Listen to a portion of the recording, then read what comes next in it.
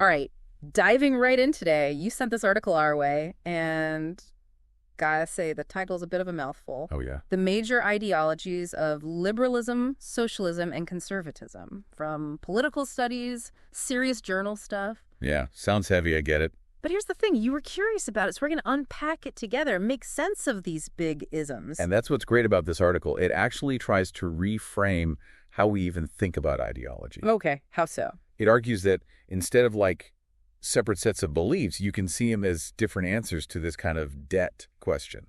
Debt. Now, that's an interesting word choice. What do they mean by that? Like what we owe to society or... It's more subtle, more like each ideology has this sense of obligation, like to something fundamental. Liberalism, socialism, conservatism, they're all grappling with what do we owe and to whom? So they're all playing the same game, but with different goals. Exactly. And this debt idea, it's not static. It's always being debated, right? Yeah. What I found cool is how the article links this to, like, the whole Enlightenment thing.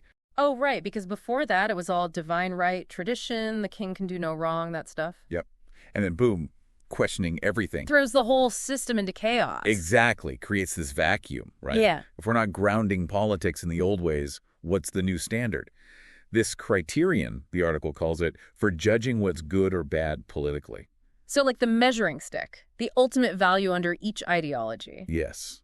And liberalism, socialism, conservatism each have their own version based on how they see this debt thing. Okay, I'm seeing how this adds a whole other layer to these isms we hear all the time. Right. And it explains why they clash so much.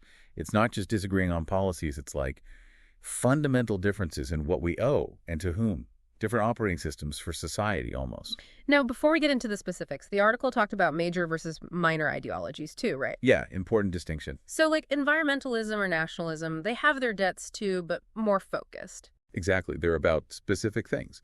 These major ones, they're aiming to be universal, apply to everyone everywhere. So like environmentalism, debt to the planet, but these big three are figuring out our debt to humanity itself in a way. That's a great way to put it. And that's what makes them so powerful, but also prone to conflict, right? It's not just tweaking policies. It's about the individual and society, present and past, the whole shebang. Oh, okay, well, let's tackle the first giant then, liberalism. What's its core debt all about? At the heart of liberalism, you've got the debt to the individual self. So prioritizing individual reason, consent, freedom, that kind of thing. Maximizing individual autonomy, minimizing external constraints. But isn't that kind of unrealistic? Like, we're not just floating in a vacuum, right? We're all shaped by society. Crucial point, and critics of liberalism bring that up all the time. But before we go there, got to understand the logic, right? It's not about ignoring social factors. It's saying those individual rights, freedoms, that's the foundation for a and Y just society. So not ignore society, more like society should serve the individual, not the other way around. There you go. Think John Stuart Mill, saying the only reason to limit liberty is to prevent harm to others. Or more recently, John Rawls, his veil of ignorance idea. Right, where you design rules pretending you don't know your place in society, so it's fair for anyone. Exactly. That level playing field, even if it means limiting some freedom to get there. Reminds me of that quote from the article by Isaiah Berlin, "To coerce a man is to deprive him of freedom." Like, liberalism's trying to figure out how much freedom before it gets chaotic, harmful. That balancing act, yeah. Yeah. And the debt concept, I think it highlights that tension, right, between individual wants and needing some kind of order. So liberalism, I ask, saying we owe each other something, but the individual's claims come first. In a way, yeah. It's like society's main job is to protect, promote that individual freedom. And that debt to the individual, it's universal, applies to everyone no matter their background. But, and here's the big one, people are shaped by their context, right? Doesn't that kind of undermine the whole individual autonomy thing? And that is the perfect segue, because that's where socialism comes in, tackling that very issue head on. It says, liberalism's focus is too narrow, ignores how profoundly we're shaped by social forces. Okay, so liberalism's all about the individual. Got it. What's socialism's debt, then? Where's their focus? It kind of flips the script, see? Socialism says the debt's not just to the self, it's to the self as shaped by social society. So, like, you can't understand a person without understanding their context, the forces that made them who they are. Exactly. And that's the heart of their critique of liberalism, like just focusing on individual rights ignores all the power dynamics baked into the system itself. So just saying everyone has the same rights isn't enough if the playing field's already tilted. Exactly. Class, economics, even culture, it all matters. Socialism sees that liberal emphasis on individual responsibility as almost like a distraction from those bigger forces. Like telling someone they can be anything if they work hard, but ignoring they might be starting the race like miles behind everyone else. Perfect analogy. And here's where socialism gets interesting, because it's not just tea criticism, right? It's trying to offer a whole alternative. But like, didn't Marx get it wrong? Capitalism hasn't collapsed. No global workers' revolution yet. Does that weaken the whole thing? It definitely challenges some of that like rigid historical view Marx had. Yeah. But socialism's a broad church. Not everyone's on board with that super specific prediction anyway. So what unites them then? If it's not about waiting for capitalism to implode, what's the core? It's that emphasis on the social, right? Sure. Whether it's worker ownership, strong safety nets, more democratic economics, it's recognizing we have a responsibility to each other's well-being, you know, collectively. Now, the article mentions some tension within socialism itself. What's that about? See, it's trying to do two things at once. Critique what exists, A&D propose something new, something better. Those can pull in different directions. So some folks are more about reforming what we have. Others are more revolutionary, blow it all up type. There we go. And that leads to infighting, right? Incremental change within capitalism. Well, break the whole thing. That's where all those flavors of socialism come in. But the article was clear. Lose sight of the social, and it's not really socialism anymore, huh? Right. If it becomes all about individual rights, freedom above all else, well, you're basically back in liberal territory, even if you still call yourself a socialist. Yeah. Got to have that shared debt to society, the idea that we're all tied together for it to really be socialism. All right, so liberalism's got the individual, socialism's got the socially shaped self. But this article says conservatism takes this whole debt idea even further, right? How so? This is where things get really interesting. Conservatism says, both those other guys, they're missing a big piece. History. Like that Burke quote, right? About society being a partnership between the living, the dead, and those not yet born. That's the one.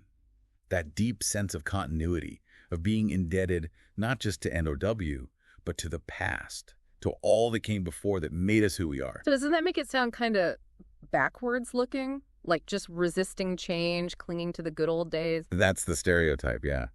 But while tradition's important, it's not about just saying no to everything new, you know? So it's more nuanced than just being anti-change. Way more. Think of Oakeshott. He talked about conservatism as a disposition, not even a rigid ideology. It's preferring the familiar, sure, but knowing that change is going to happen. The trick's to manage it wisely, keep what's good while adapting. Like walking a tightrope between respecting the past and dealing with the present, constantly adjusting. Perfect image. And that's the paradox of it, right? Conservatism often has to reconcile with stuff it wouldn't have chosen at first, except change it might have initially resisted. So not about stopping time, but navigating it in a way that preserves what matters most. You got it. And that debt concept, it's really illuminating here, right? Conservatism sees a debt, not just to individuals, not even to society, AZIS, but to that whole chain of generations before us. Like we're carrying a torch, got to keep the flame alive, even though the path ahead is uncertain. And that awareness of history, of how complex people are, how limited our reason can be, it brings a humility that I think sets conservatism apart from the other two. Okay, so we've got these three ideologies, each with their own debt, their own way of measuring what's politically good. But how does that actually play out in the real world? So we've got these three ideologies, each with their own debt, their own way of measuring what's politically good. But how does that actually play out in the real world? That's where the rubber meets the road, right? This article, it gives some great examples how those different criteria lead to totally different approaches, like to social welfare, progress, even religion. Okay, so let's take social welfare, like providing a safety net for folks who are struggling. All right, think about liberalism's focus, right? That debt to the individual. A liberal might say limited safety net, focused on opportunity, helping people become self-sufficient. Less about guaranteeing a specific outcome, more about making sure the starting point is fair. Exactly. Now, a socialist, they'd come at it from that socially shaped self idea, right? Right. Might argue for a MUCH stronger safety net, see it as a collective responsibility, making sure everyone has a decent standard of living, no matter what. Because for them, individual success, it's always tied up with the system. You can't just blame people for their struggles. Right on. Now, conservatism, this is where it gets tricky. Not that they're against helping, but that debt to history, tradition, might make them more cautious about big government programs. Worried about unintended consequences, maybe? Undermining traditional values like self-reliance, community support. Exactly. They might prefer approaches that focus on local communities, families, charities, rather than just top-down from the government. It's wild how those different debts lead to such different solutions, even if everyone agrees, yeah, we should help those in need. For sure. It's about what that help looks like, right? Yeah. And the principles behind it. Okay, so that's one example. What about the idea of progress? Seems like another place these ideologies would clash. Oh, absolutely. For liberals, progress is often about expanding freedoms, removing barriers, more equality. They tend to be pretty optimistic, about human potential shaping a better future. So progress might look like expanding civil rights, free markets, education, that kind of thing. Yeah, all about individual flourishing within the system. Now, socialists, they tie progress to social justice, a more equal society, right? So they might focus on redistributing wealth, empowering workers, really challenging those systemic issues. So liberals, maybe more equality of opportunity, but socialists, they want equality of outcome. That's a good way to put it. Yeah. Now, conservatism, with that deep respect for the past, they're more cautious about progress, not against change, but got to preserve what's valuable, move slowly, carefully.